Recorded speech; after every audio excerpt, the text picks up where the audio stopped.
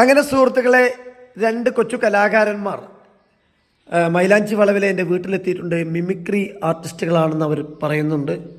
അത് എത്രത്തോളം എന്ന് നമുക്ക് നോക്കാം. പുത്തനങ്ങാടി UP സ്കൂളിലെ രണ്ട് കൊച്ചു വിദ്യാർത്ഥികളാണ്.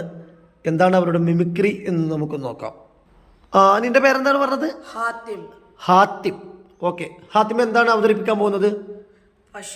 പശു. എന്നാ ചെയ്തോളൂ.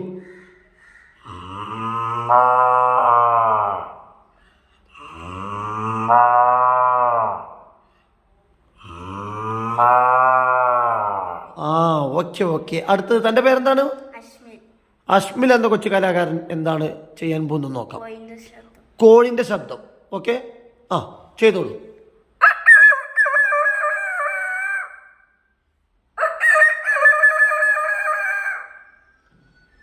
അടുത്തത് തത്തമ്മ.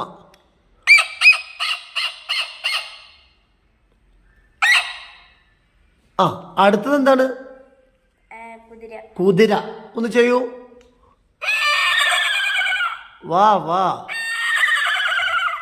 വാ സൂപ്പറായിട്ടുണ്ട്. രണ്ട് കലാകാരന്മാരും അടിപൊളിയായിട്ടുണ്ട്. എൻ്റെ നാട്ടുകാരാണ്.